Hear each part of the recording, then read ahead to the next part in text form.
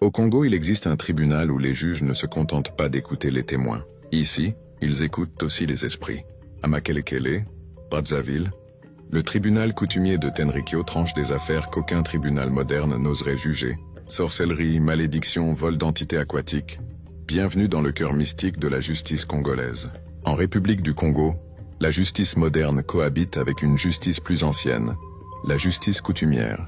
Officiellement, ces tribunaux ne devraient pas exister. Et pourtant, ils règlent chaque mois des dizaines de conflits familiaux, des querelles de voisinage, des accusations de magie noire. Parce que dans beaucoup d'endroits, la vérité se trouve moins dans les textes de loi que dans l'invisible. Ici, Joseph accuse son beau-frère de voler l'âme de sa femme dans son sommeil.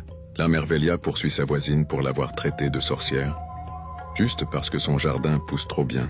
Et puis il y a l'histoire d'Achille, persuadé qu'on lui a volé sa femme sirène, Raïssa, moitié femme, moitié esprit d'eau. Ces affaires paraissent invraisemblables. Pourtant, chaque plainte est écoutée, chaque accusation jugée. Car au tribunal de Tenrikyo, la sorcellerie n'est pas une fiction, c'est une réalité sociale.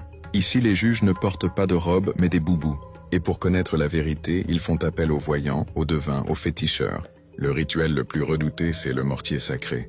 L'accusé doit y piler des poudres mystiques et jurer son innocence. S'il ment, les esprits se chargent du reste. Beaucoup préfèrent avouer avant que la malédiction ne tombe. Ensuite, le sorcier repentant prête serment de ne plus nuire. Une justice qui cherche moins à punir qu'à réparer. Paradoxalement, l'État congolais ne reconnaît pas ces tribunaux. Pourtant, il leur verse chaque année près de 50 millions de francs CFA pour fonctionner. Même les magistrats officiels y envoient parfois des familles, faute de loi capable d'expliquer le surnaturel. C'est ce qu'on appelle ici le syncrétisme du droit. Dans ces tribunaux, la justice n'est pas qu'une affaire de loi. Elle est une affaire d'équilibre entre le monde visible et l'invisible, entre le pardon et la peur. Certains crient à la superstition, d'autres y voient la seule forme de paix possible. Mais qu'on y croit ou pas, le tribunal de Tenrikyo nous rappelle une chose. Là où la science s'arrête, la foi des hommes continue à juger. Et toi, si tu étais jugé ici, oserais-tu jurer ton innocence devant le mortier des esprits? Abonne-toi, like, partage et mets en favori.